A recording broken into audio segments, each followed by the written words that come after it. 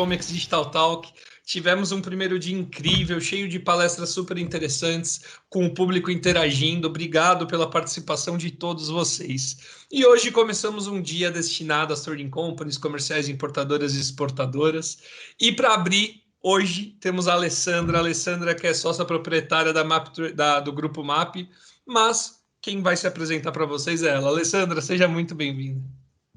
Tiago, super obrigada. Primeiramente, é um prazer estar aqui. Agradeço, né, super a Get, todo esse convite, né, de estar participando desse summit. Eu acho que é muito importante. Bom, o que eu posso te falar, né? O que eu posso falar um pouquinho de mim, né? Eu tenho 20 anos de comércio exterior. Iniciei na área de freight forwarder, então é uma área bem apaixonante, a logística internacional, mas eu queria o mundo.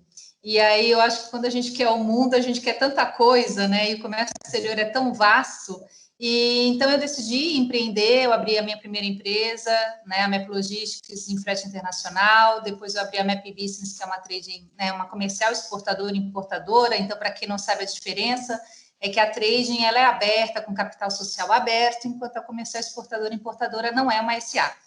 E depois eu decidi realmente me voltar muito a consultorias internacionais, estratégias, internacionalização de empresas. Aí abri uma empresa em Portugal, né? Como eu disse, eu queria o mundo, então abri uma empresa em Portugal, uma trading também, em 2019. E além disso, eu sou diretora do IBREI aqui em Santa Catarina e também delegada da CCX, né? Que é o Conselho das Comerciais Exportadoras e Importadoras aqui em Santa Catarina. Sou consultora do Banco Mundial sob demanda. Então, aí tem aí bastante coisa, além de mentoria, palestra, cursos, enfim, né? Eu acho que é sempre importante a gente estar aprendendo e compartilhando o que a gente aprende, né? Eu acho mais importante. Muito bom, muito bom. Por isso que a gente fala que aqui no Comex Digital Talk nós temos a seleção brasileira do comércio exterior, trazendo o pessoal super gabaritado aí para falar para vocês. E o tema de hoje são estratégias para exportação, né? A gente vai falar estratégia de vendas para exportação, vai tratar bastante caso de sucesso, mostrar aí algumas histórias que valem a pena ser ditas aqui para que vocês que têm aí a sua comercial exportadora ou pretendem contratar uma comercial exportadora possam ter todas as informações necessárias. Alessandra, vou começar então com a primeira pergunta, né, que é o primeiro passo de tudo, né? Qual que é o primeiro passo para uma estratégia de venda internacional? Eu gosto sempre de comentar assim que toda empresa, todo produto, ele é um sonho, ele é um filho, mesmo que você abra para dizer, depois eu quero vender, eu quero fazer dinheiro, mas você vai ter que suar naquilo ali, né? E eu acho que o principal ponto de você entender assim qual é o meu primeiro passo, por mais que tenham várias etapas, né? Não vou aqui falar de classificação fiscal e composição de custo, mas um dos primeiros passos para estratégias de venda, vamos colocar que você já fez ali um beabá, né? É realmente saber para onde você quer ir. Então, assim, o mercado-alvo, ele é muito importante, porque é em cima do mercado que você vai trazer a cultura, que você vai trazer várias diferenças, né, de maneiras até e hábitos do consumidor final. Então, eu acho que o primeiro step aí, né, vamos dizer, é você entender para onde eu quero ir. E às vezes eu encontro muitas indústrias que têm esse desejo de exportar, e quando eu pergunto, eles dizem, eu quero exportar, eu não me importo para onde, né? Mas a gente entende que para cada mercado tem uma adaptação, e é aí que pega o ponto. Então, assim, passou para estratégias de venda, quero internacionalizar, quero de fato levar meu produto, né? Fazer dinheiro, ter lucro, sucesso, para onde você quer ir? Eu acho que essa é a primeira pergunta que tem que ser respondida para a gente poder andar, né, os próximos passos para a venda. Com certeza, com certeza. O Nicola Minervini, já gravei algumas vezes com ele, já conversei bastante com ele, já tive a oportunidade de ler o livro dele também. Mas uma escola, né, Tiago? Eu acho que na minha faculdade eu lia ele, né? Eu ganhei um livro dele através de um amigo meu, autografado, fiquei, nossa, nem acredito, né? Então falando disso tudo e com ele junto, né? Sendo um dos palestrantes também, eu fiquei extasiada, né? Vou me gabar também, tem um livro autografado dele. Mas ele fala para a gente se orgulhar do Made in Brasil, né? De saber que tem produtos nossos que são super qualificados para venda, mas que as empresas elas não têm uma cultura exportadora, elas abrem muito para o mercado interno. E que essa cultura exportadora é o que nós aqui devemos fomentar nessas empresas, né? Mas chegando ali no passo que você comentou, beleza, resolvi importar, coloquei minha cultura exportadora, né? Resolvi não só atuar no mercado interno. E aí, o que eu faço agora? Eu vou procurar o importador?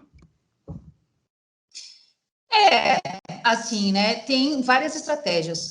Às vezes, quando a pessoa ela fala, tá, tudo bem, eu quero ir para os Estados Unidos, né? Então, eu sempre coloco assim, a estratégia ela parte do conhecimento. Então, assim, antes de você buscar, às vezes, um importador, né, eu indico, às vezes, fazer uma visita numa feira do seu setor. Não precisa ir com stand primeiro, mas você, pelo menos, entender quem são os seus concorrentes, né? E isso é muito legal, porque eu atendi uma empresa, uma vez, que ela queria exportar água de coco. E o destino que ela queria era Estados Unidos. Ele falou, não, eu quero exportar para os Estados Unidos, só que eu não quero exportar eu não quero mandar minha água de coco para eles botarem a marca deles. Eu quero a minha marca na gôndola dos Estados Unidos. Então, ele estava bem focado. Eu quero vender a minha marca. E eu tinha acabado de voltar da Summer Fast Food Show, que é uma das maiores feiras de alimentos que tem, se não a maior feira de alimentos dos Estados Unidos. E era em Nova York, a Summer Fast Food. E quando tinha acabado de voltar, eu falei, que interessante. E quais os sabores que o senhor tem de água de coco? E ele parou, ele falou, é água de coco? Eu falei, pois é, mas eu acabei de voltar da Summer Fast Foods e lá tinham mais de 3 estandes de água de coco e todas elas com aditivos de outros sucos, outras vitaminas, porque o americano não toma só a água de coco como o brasileiro conhece.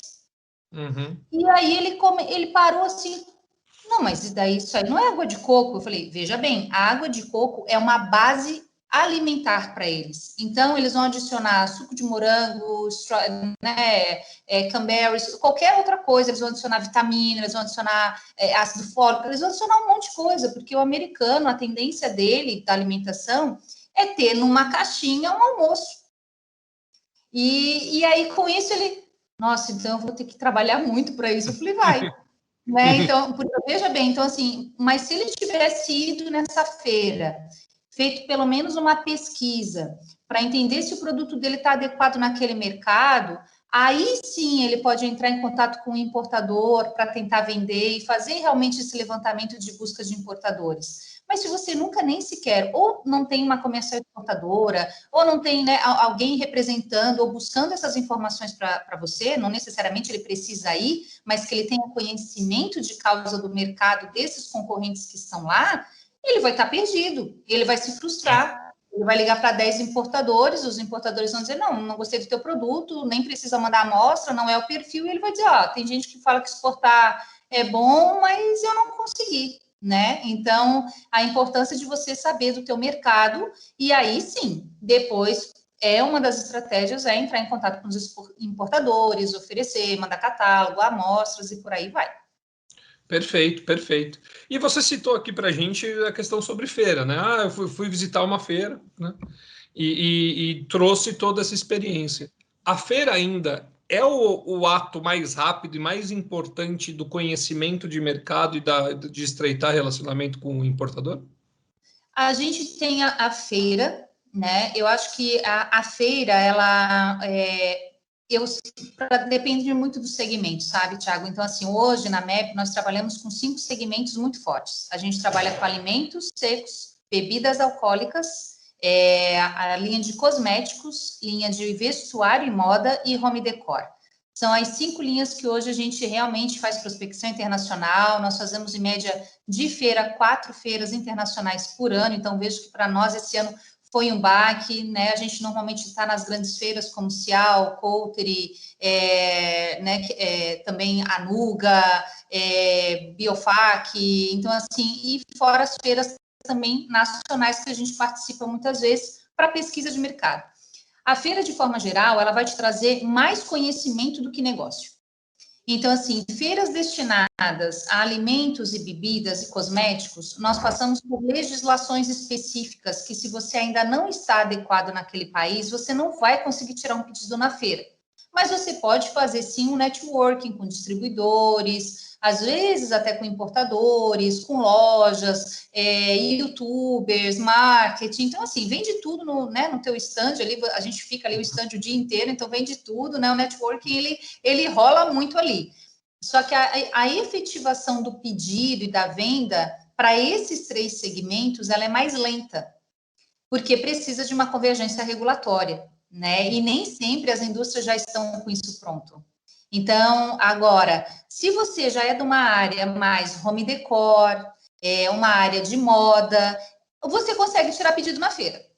Mas é como eu disse, pelo menos você tem que estar já com uma etiqueta, né, adequada àquele mercado, as caixas adequadas, você já tem que saber qual é o teu pedido mínimo, quer dizer, você já teve o seu trabalho ali. Então, a feira, de forma geral, ela te dá um alcance muito amplo de conhecimento. E como que a gente faz a feira, né? Na minha empresa, na MEP, eu sempre acho que é o seguinte, quando você é passivo, você não domina o que você quer. Quando você é ativo, você também não domina o que você quer, mas pelo menos você está um passo à frente de estar buscando mais informação para você. Então, na MEP, nós não atendemos clientes que queiram ir para a feira faltando 15, 20 dias. Por quê? Porque nós temos um serviço que a gente faz a feira ativa. E o que é a feira ativa? A gente trabalha antes na prospecção, convida esses clientes para irem no stand, para conhecer o produto, a gente leva brinde, a gente leva amostra para fazer fomentar este vínculo de networking dentro da feira com quem a gente quer conversar. Então, você na feira também tem muito curioso, né? Então, e você às vezes acaba perdendo muito tempo com o curioso, você quer dar né, dizer, e o cara continua ali, você quer atender o outro. Então, a gente realmente faz um trabalho diferenciado da feira ativa, né? A gente tem essa preparação. Agora, a linha de você também pode fazer, às vezes, alguma coisa menor, que é o roadshow. Então, o que é o roadshow? O roadshow, ele é quando você já tem um certo conhecimento do mercado que você quer, e aí você vai buscar esses importadores chaves que você quer, e você marca reuniões com eles, e você vai até esse país de destino específico para essas reuniões. E o que eu faço? Eu faço normalmente o roadshow perto de feiras que eu possa fazer a visitação, que são feiras que a gente ainda não está. Então, por exemplo, tem feira em Atlanta, que é mais de linha de sapatos, acessórios. Então, assim, era uma feira que a gente não conhecia. Então, o que eu fiz? Eu fiz um roadshow nos Estados Unidos para um cliente específico de alimentos, né? De alimentos, preparei o roadshow para ele, fiz as reuniões, só que eu aproveitei mais 2 dias e fui visitar essa feira. Por quê? Porque eu posso ver se vai valer a pena, de repente, eu oferecer essa feira para os meus clientes de vestuário. Como eu sou uma comercial exportadora, eu consigo ter esse trânsito, né? Então, quando às vezes a gente vai fazer uma feira, eu vou lá, eu estou na feira de cosméticos, mas eu vou para o supermercado bater foto de concorrente de alimento, eu vou para o shopping bater foto de etiqueta de vestuário, e aí a gente consegue trazer mais. Então, o roadshow, ele é mais focado na importação, e ele tem um investimento menor, porque você não tem que pagar um stand. Isso mesmo. Então, você consegue, né, segmentar o teu cliente, né? Eu quero trabalhar com rede de supermercado. Então, monta, é como se fosse realmente um círculo de visita com os compradores, com rede de supermercado, você leva as amostras, você faz um atacarnê, você pode, quer dizer, tratar de forma diferente uma reunião B2B, levando, conversando, né? Mas só que para isso você já tem que ter uma certa maturação, você não pode estar tão no básico assim, porque eles vão fazer muitas perguntas que às vezes, se você não tem uma pessoa da área de comércio exterior, é mais demorado você conseguir, né? Ele vai dizer, pô, o cara não sabe nada, pergunta as coisas, ele não sabe nem o que é FOB, tá falando de FOB fábrica. Sim. Né? Então, assim, no Brasil, uma coisa que é FOB fábrica é falado errado, é ex-works. E aqui a gente ainda tem essa cultura do FOB fábrica. Então, lá para fora você falou FOB, ele acha que você está botando em Santos, mas você é de Jundiaí. Então, como é que você está dizendo que é FOB Jundiaí? Não existe, né? Então, são essas pequenas culturas exportadoras que a gente vem trabalhando nesses últimos anos, né, com as indústrias, porque tem mercado para o produto brasileiro, mas tem que estar preparado. Com certeza, com certeza. Vou recapitular aqui um pouquinho para fazer alguns comentários. Você falou bastante da feira, Fiquei muito curioso. Olha para mim, você aqui que nunca foi numa feira e foi ver um negócio que você nunca vai ter. Só para pegar o brinde do stand. A gente sabe, a gente sabe. Fica lá prestando uma baita atenção, mas só quer o brinde. Mas, mas a gente tem participado, a gente tinha uma cultura de participação de feiras, né? A gente sabe que o exportador, a primeira etapa dele é visitar a feira e não patrocinar e ter um stand na feira. É visitar, conhecer, começar a se ambientar, para aí sim, como você mesmo falou, entendi que essa feira é para mim, vou ver se eu vou trazer alguma coisa aqui.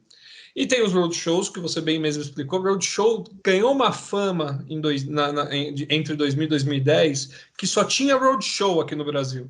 Então o cara ia do sul até o Nordeste e fazia um roadshow. Né? Então ele começava lá e ele fazia, dele, por exemplo, no sul, tem mais empresa XPTO, fazia um assunto assim. Aqui no Rio de Janeiro, Espírito Santo, é mais oil and gas, então vou fazer um roadshow de oil and gas aqui. Isso virou uma febre assim gigantesca e depois deu uma quedinha no Brasil, mas no mundo isso é muito reconhecido. Né? Trabalhei em multinacionais que faziam roadshows aí em países para buscar. Então ali você foca, né? Você tem um público ali de 50 empresas que você deseja, você tem espaço na sua agenda para 20 e torce para ir não ir mais de 20, né? Se for mais, mas é mais ou menos assim o roadshow. Mas a gente está num momento de pandemia, Alessandra, e eu preciso te perguntar isso. Não tem a possibilidade de feira, de fazer um roadshow. E muitas ferramentas da transformação digital têm apoiado nesse processo. A gente pode falar lá da ferramenta do Banco do Brasil, que apoia os exportadores, né? Tem outras ferramentas de mercado de apoio aos exportadores. Como que faz nesse momento que eu não consigo fazer essa visita? Então, é curioso até você colocar, porque a MEP está com o stand, né? Inclusive, né, no Digital Talk aí, né? Então, para quem depois quiser passar lá, tirar dúvida, a gente vai estar à disposição lá 100%. Mas legal você falar isso, Thiago, porque assim, hoje, por exemplo, só esse ano a gente já fez 6 feiras online. Então, a gente tem mais 2 até novembro, já que a gente já está também registrado, né? E são feiras que eu te confesso que foi, assim, muito além das nossas expectativas, né? Boa parte das feiras que nós fizemos de moda, fizemos de vestuário bastante que teve, eles se arquitetaram rapidamente, a gente teve a Coulter aí, que ainda está, né, ficou durante 8 semanas você com o teu mostruário numa plataforma digital, né? Então é muito diferente de uma feira física que você tem lá 3, 4 dias para suar correndo e trabalhar, né? Claro, passa por mais amostra, né? Outras linhas. A gente tem aí a AB Casa está fazendo rodada de negócios também, então assim, tem a Cantofera, então assim, tem muita feira hoje. Só que nessa linha da feira, a preparação ela é um pouco diferente. Por quê? Você tem que ter fotos legais do teu produto. Então, muitas empresas, elas têm aquela foto pelo celular, elas têm a foto sem tal fundo branco, elas não têm uma linha de trabalho um pouquinho mais digitalizada, né? Elas não têm um site, elas têm só Instagram, e tem países que o Instagram é bloqueado, então, quer dizer, então você não acessa esse comprador porque tem um certo bloqueio. Então, a feira online, hoje, ela é uma via de acesso. Acredito que ela vai se perpetuar, porque muitas empresas dessas de feiras reconheceram que elas atraíram muito mais indústrias, porque o preço é muito mais barato, você não tem hotel, você não tem passagem aérea, você não tem ata-carnê, você não tem que montar mostruário, você sabe? Então, assim, né, para levar, não tem que pagar excesso de bagagem, não tem que mandar separado, quer dizer, só esse custo todo, né, operacional, ele já é alto, e ainda você tem que pagar stand. Então, assim, eu acho que daqui para frente, toda feira, ela vai ser dupla. Ela vai ter uma base feira de chão, né? Eu acredito nisso que ainda vai acontecer, e vai ter a base online, que são outras empresas que já estão lá e que também não estão. Então, aí vai caber, claro, né, o trabalho ativo de você captar clientes também online. Então, hoje as feiras, é muito legal as plataformas, porque meio que você tem que dar um match com o comprador, entendeu? Sim, sim. Né, vamos falar aí, tem que dar um match. Então, aí você consegue Só que o legal é que você pode botar seu catálogo, você pode subir seu vídeo, você pode subir as suas fotos, e você tem listas de compradores. Então, se esses compradores estão lá cadastrados, você pode fazer o pós-feira depois, que é muito importante, né? Então assim, a feira online, ela realmente, ela deu uma agilidade, por mais que você fique sentado atrás do computador, né? Mas Sim. Não é a agilidade do correr na feira, né? Porque está faltando coisa, mas ele deu sim essa agilidade da pesquisa e do conhecimento gigante, assim, e tá valendo a pena, tá muito, muito valendo a pena.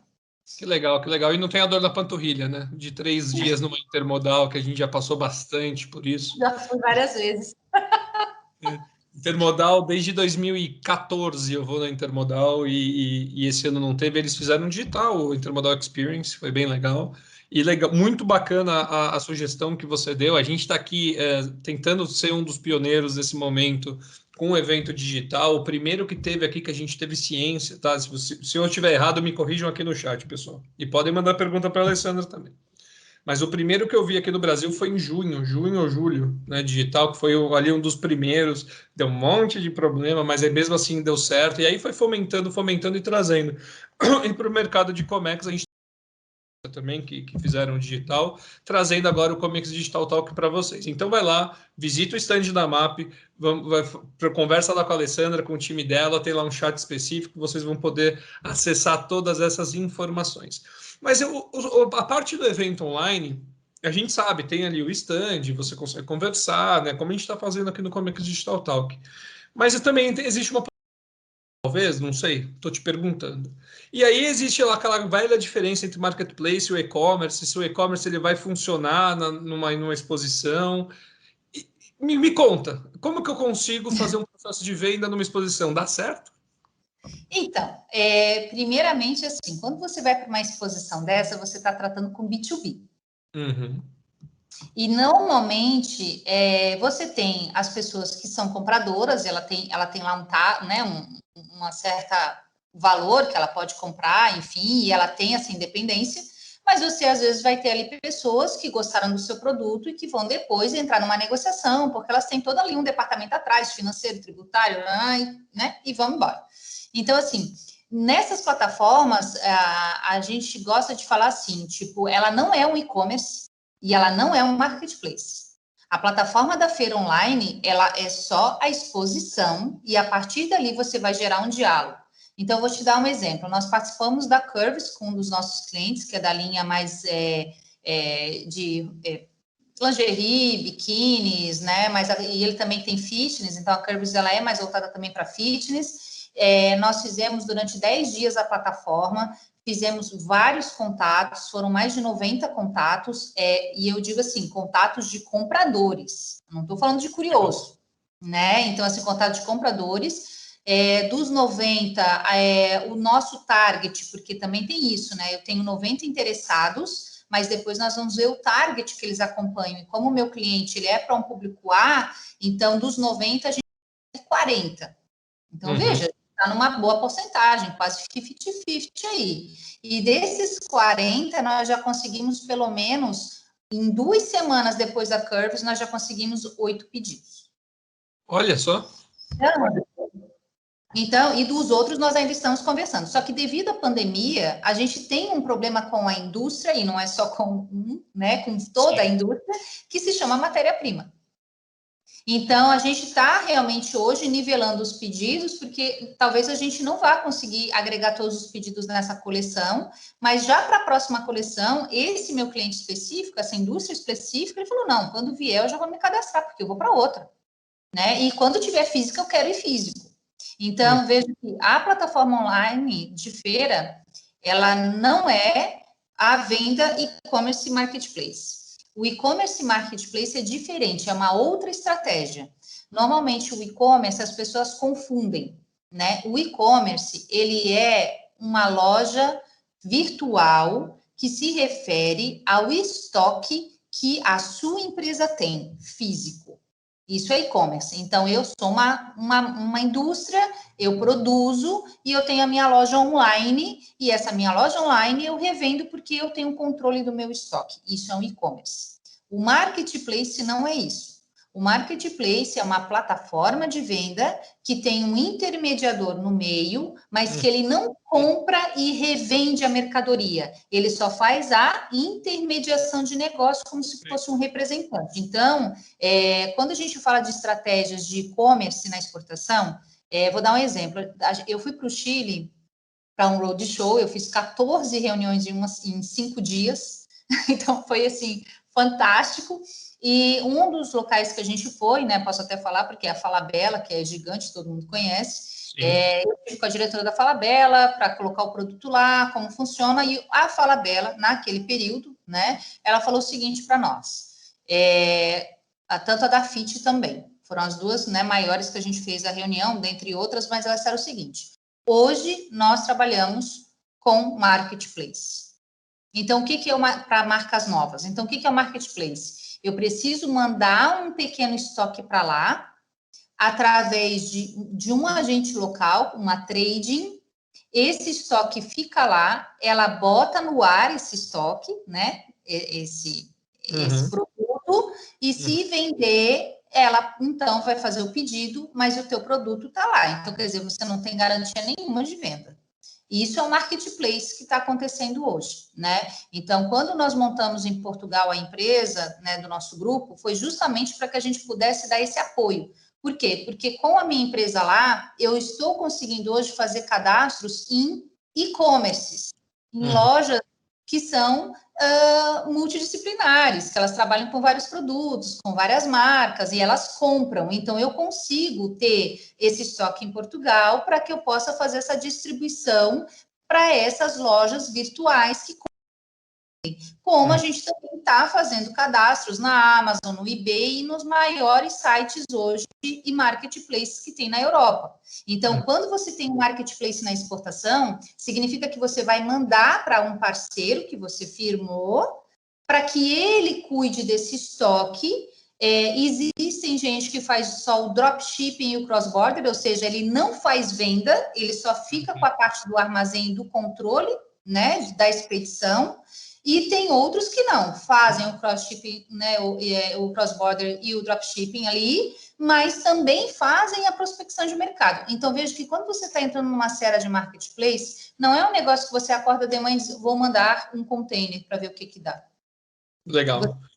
Você faz um pouco mais de informação, porque você vai estar como se fosse uma sua estrutura terceirizada, parte da sua estrutura nesse país de destino que você, né, que você quer, né? E o e-commerce não. O e-commerce você já vende para um importador e um revendedor. Então, ele próprio compra, ele próprio vende na loja virtual dele. É verdade. No Brasil é muito comum agora, a Get inclusive lançou o e-commerce B2B deles, mas para importadores, né? Então ele importa e vende no mercado nacional.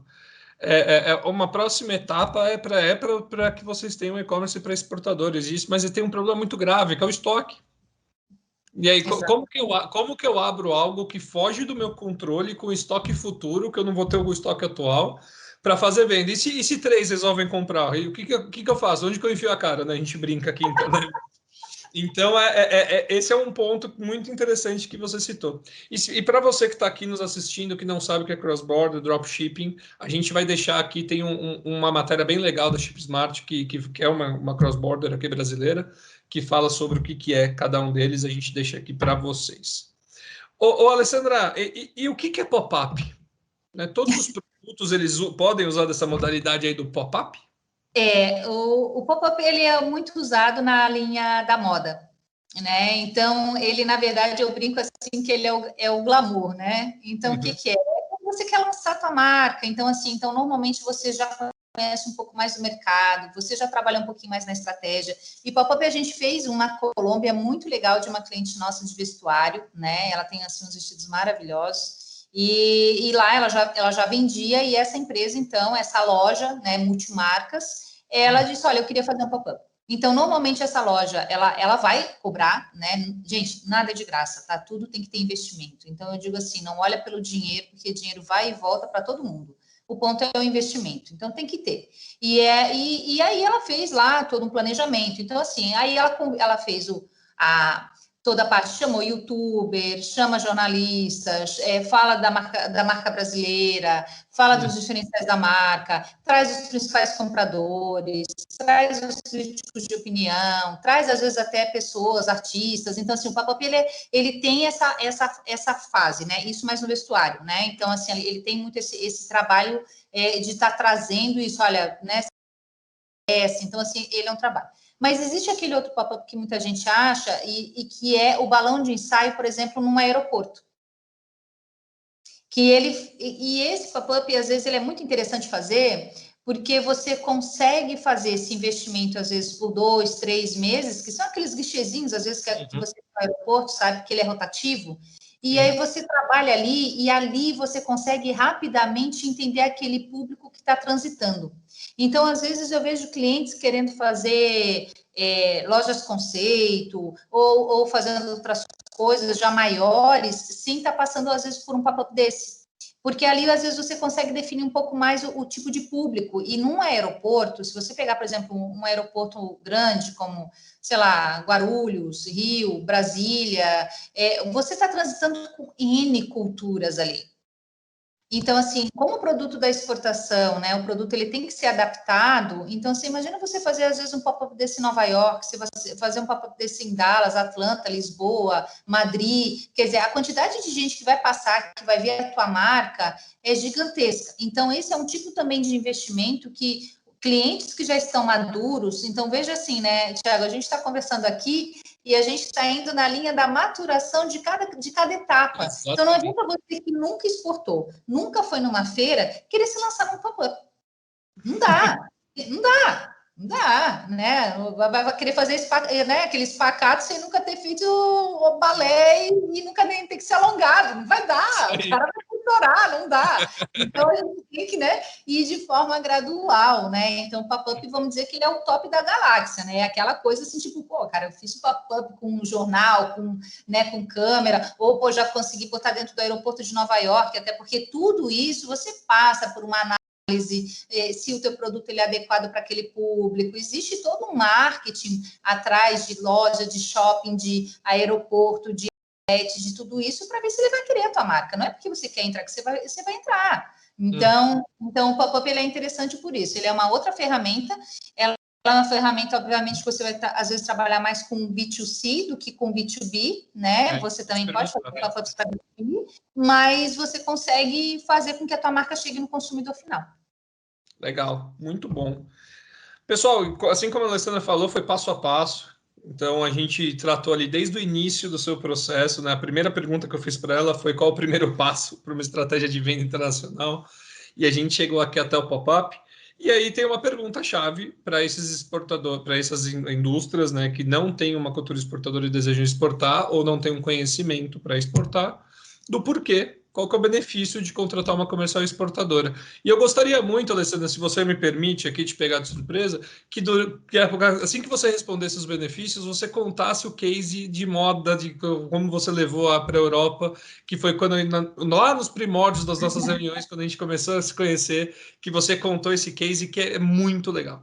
Uhum. Bom, primeiro assim, eu sempre gosto de colocar um exemplo quando aqui por ser delegada da CCX, né, em Santa Catarina, e também assim por ter participado de N promoções da Apex, IPX e tudo isso, e muitas vezes a gente teve que desmistificar o papel da comercial exportadora, né? Muita gente acha assim, não, a comercial exportadora é aquela que não trabalha nada, tem um cara lá que ela indica e ela ganha comissão, e não é, né?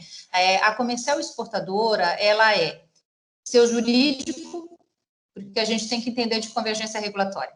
Teu marketing, porque a gente vai te trazer um monte de coisa lá de fora que você vai precisar adaptar. Tua precificação, porque não adianta você ter um produto bárbaro aqui e o preço não condiz com o mercado. Eu já tive casos de aumentar o valor do produto.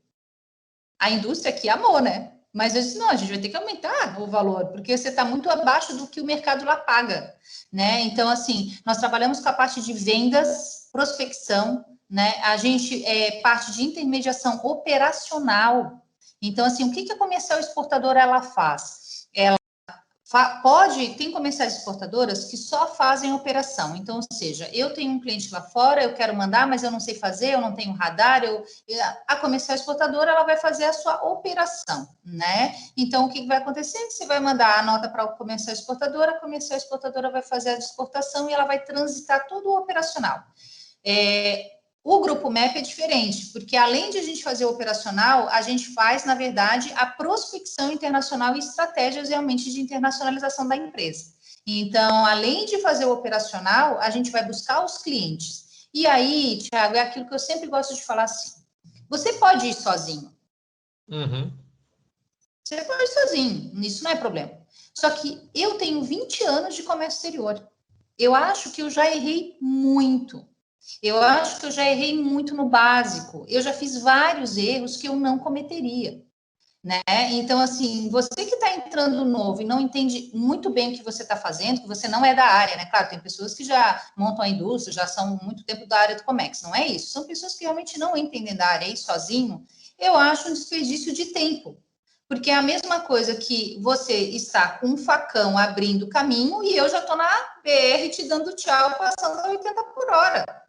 Porque você ainda vai estar ainda abrindo esse caminho, né? Então, a comercial exportadora, ela é muito isso. Você consegue ser mais ágil, não é que você vai pular etapas, mas a quantidade de conhecimento que nós temos de causa, né? E fora isso, a gente consegue agregar os clientes. Então, por exemplo, quando eu faço uma feira lá fora com o meu stand, é o stand da MEP. Só que eu levo 5 indústrias e a gente rateia. Né? Então, quer dizer, fica um pouco para cada um. Ao invés de fazer uma indústria por ano, os meus clientes fazem 3. Uhum. Então, com a comercial Essa é a exportadora, diferença. exato, que foi isso que a gente fez para a moda na Europa. O que a gente fez? Um trabalho em parceria. Eu tenho né, não é meu, é uma parceira, é um showroom na Itália, e o que a gente fez foi isso. Nós garimpamos aqui algumas indústrias legais, que tem um trabalho legal de moda, a gente fez né, um apoio junto com associações do setor, nós fizemos toda a parte de composição de custo, pesquisa de mercado, ver qual tipo que enquadrava, nós juntamos essas amostras, mandamos para a Semana de Milão de Moda, né? Fez o maior sucesso e agora estão vindo os pedidos e a MEP está fazendo toda a operação para essas indústrias. E se você disser, Alessandra, mas são indústrias grandes. Não, são indústrias com 3 pessoas, com 4 pessoas, algumas terceirizam porque não têm capacidade de produção, mas elas têm uma linha de desenho maravilhosa. Elas têm design, elas têm brasilidade, que é o que vende. Então, não necessariamente você precisa ser uma empresa que tenha todos os departamentos. É o que eu sempre coloco. Tudo bem, se você quer abrir uma empresa, você vai buscar um contador. Você não vai contratar um. Sim. Então, se você quer exportar, por que você vai começar contratando uma pessoa, né, que para ter esse know-how todo não é muito barato, porque ele é um profissional qualificado, por que você não contrata um terceirizado, que é uma comercial exportadora, para ela poder fazer essa prestação de serviço de exportação? Né? Que ela já tem experiência, tem know-how e pode ir juntos fazer. Então, hoje na MEP, um dos nossos carros-chefes, a gente já internacionalizou mais de 50 empresas, né? Nos últimos 3 anos, mais ou menos. E é um dos carros-chefes hoje que nós temos, é isso. A gente aplica a gente vê a maturação, a gente entende o mercado, a gente leva para a feira, a gente faz uma qualificação de amostras, tem clientes que não tem nem kits de amostras, passa da estratégia, né? Então, assim, como é que a gente vai mandar isso, né? Então a comercial exportadora, ela vem nisso, sabe? E esse case da Europa, principalmente, assim, trabalhando com a Itália, né? Que é alta costura, enfim, foi um case muito legal de fazer, né? E a gente continua, e todo ano a gente faz 2 vezes por ano esse case, né? Então, assim, você veja que a gente está aí tanto para Milão, como a gente também faz para Coulter nos Estados Unidos. Então, o quesito moda, assim, na MEP, ele é bem forte por causa disso, né? Porque a gente realmente trabalha pela marca e pelo cliente. É isso. E quando a gente fala de Made in Brasil, pessoal, não é só o produto. É isso tudo que ela acabou de falar. É o carinho, é o processo, é a experiência, é não ter problema em relação à mercadoria que está chegando lá para o importador.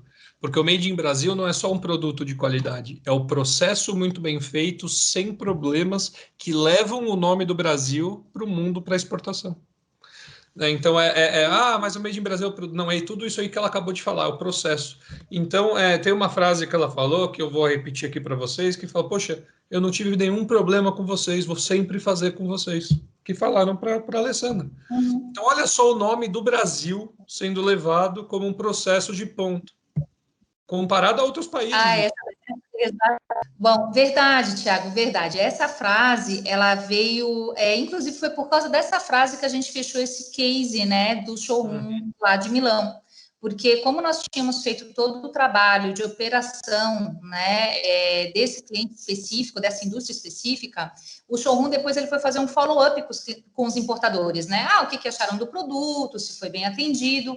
E todos os importadores que tinham comprado dessa indústria, que a operação toda tinha sido feita através de nós, disseram, olha, de todas as indústrias que a gente comprou, a que mais a gente gostou foi dessa, não pelo produto, não só, né, pelo produto, mas por causa do atendimento da trading. Essa trading foi fantástica, ela nos deu o apoio operacional por inteiro, ela fez toda a análise de pagamentos conosco, ela fez o pós-venda conosco, ela teve um dos clientes que teve um problema de troca, ela acompanhou toda a parte da troca, ela não deixou em nenhum momento a gente, assim, com dúvida do processo. E aí o showroom começou a se perguntar, gente, quem é essa trading? Porque eu preciso conversar com essa trading, eu preciso falar com essa trading. E aí até que ela, né, nos encontrou, falou com a indústria disse, não, eu faço com a MEP, né? E aí a gente conversou e nós montamos todo esse case de levar várias indústrias em conjunto, mandar um mostruário, fazer composição e fazer realmente, né, essa abertura de mercado para essas indústrias lá fora. Então, é o que eu coloco, assim, que quando você tem uma comercial exportadora que trabalha já com o teu segmento, se torna mais fácil. Então, eu não vou trabalhar com um segmento que eu não conheço, né? Eu não vou pegar, por exemplo, um farmacêutico, um médico hospitalar, né, maquinário. Não é a linha que a MEP trabalha. Eu posso, sim, fazer uma consultoria, um diagnóstico de serviços, mercado, principais, isso eu posso fazer. Mas eu não posso pegar isso para vender. Porque quando a gente tem que vender, todas as indústrias, Thiago, que nós hoje trabalhamos, eu faço visita técnica. Eu não vendo nenhum produto se eu não conheço as indústrias que eu trabalho. Porque eu tenho que vender esse produto, eu tenho que entender como ele é feito, eu tenho que entender os diferenciais de cada produto. Então, eu acho que quando a gente vai levar lá para fora, a gente não pode achar que a gente só está levando o produto. A gente leva a brasilidade, a gente leva o processo, a gente leva o serviço, a gente leva a simpatia, a gente leva a adequação do produto. São várias searas que as pessoas não podem achar que o meu produto é assim, ele tá bom porque no Brasil todo mundo compra. Tudo bem, mas quem é você nos Estados Unidos? Uhum. Né? E esse mesmo case a gente fez também para os Estados Unidos, para outro showroom. Então, assim, quando você consegue trabalhar com essa linha, né, é muito gostoso, porque aí você começa a entender, eu falei, não, a gente está no caminho certo, a gente está fazendo certo, né, e é isso que a MEP a gente é um gerador de negócios, né, nós sempre nos colocamos, quando eu abri a MEP, a primeira vez, lá atrás, em 2006, eu falei, tá, o que eu quero ser? O que a Alessandra Marcelino quer ser? Eu falei, eu quero gerar negócios. Eu não quero ser um prestador de serviço, eu não quero ser um custo, eu quero ser um investimento e eu gerar lucro para o meu cliente. Então, eu acho que isso é muito gostoso, sabe? Quando você vê um case assim, dando certo, né? E o de alimento deu certo, bebida alcoólica deu certo, cosmético também deu. Então, eu acho que é por aí que a gente vai. Perfeito. E são empresas como essa que levam o Made in Brasil lá para fora, levando um processo aí de ponta a ponta com bastante competência. Quer saber mais sobre a MapTrade, como ela pode te ajudar? Vai lá no stand deles, no nosso hall de exposições, estarão lá para atender todas as suas dúvidas. Ô, Alessandra, o que é o Private Label? E ele é interessante para o mercado? Aí é que tá. Eu gosto muito, eu ainda quero chegar no supermercado, né, europeu e não ver um açaí made em Espanha, e eu também não queria ver uma tapioca made em Portugal e nem uma cachaça made in Germany. Então, assim, é um sonho, mas eu realmente queria. O private label, ele normalmente ele é vendido em nome da marca do importador.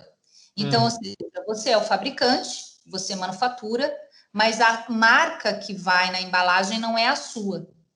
E eu gosto de dizer que o private label ele é interessante, mas ao mesmo tempo você tem que olhar ele é um caminho mais rápido para exportação, só que ele é um caminho que eu digo assim, ele é mais rápido, só que você tem que pensar que você pode ser trocado a qualquer momento. Porque você é uma indústria que manufatura. Se esse é o espírito da sua indústria, né? Hoje, principalmente na área de cosméticos, nós temos indústrias maravilhosas no Brasil que são só terceiristas.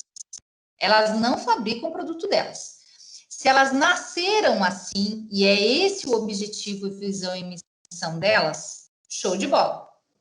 Agora, se você tem aquela vontade de levar a sua marca, faz o caminho mais lento, mas vai com a sua marca e com o seu diferencial. Por quê? Porque quando você começa a exportar private label, você está alimentando o teu maior concorrente do teu próprio produto.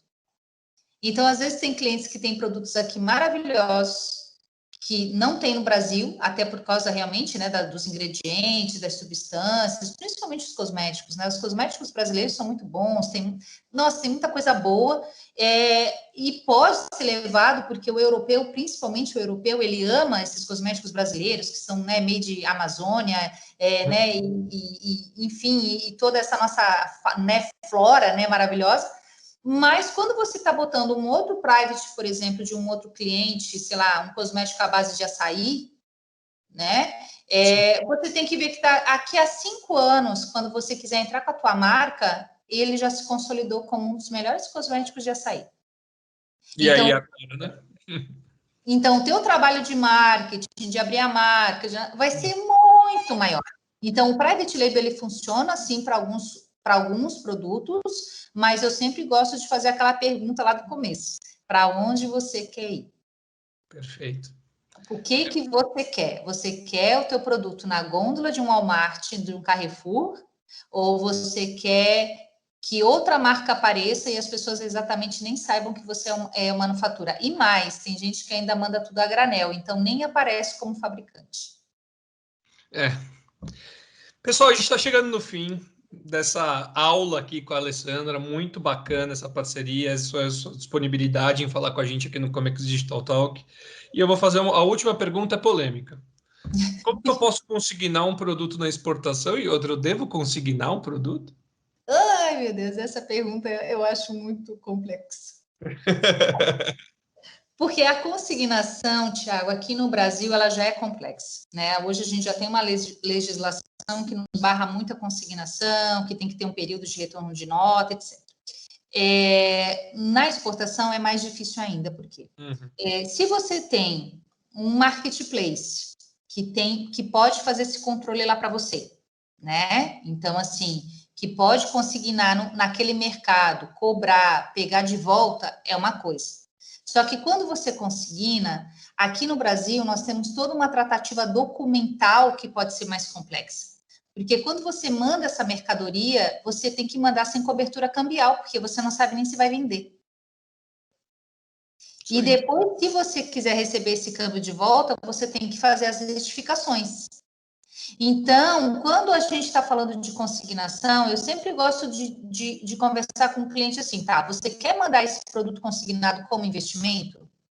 Porque daí o que é vendido lá fica para pagar os impostos, por exemplo, da próxima leva, ou fica para fazer marketing, porque para fazer todo o trâmite documental é muito complexo, né? Então, assim, e quando se consigna, não se consigna muito também, né? Então, às vezes, assim, você não vai consignar, às vezes, um container inteiro, é complicado.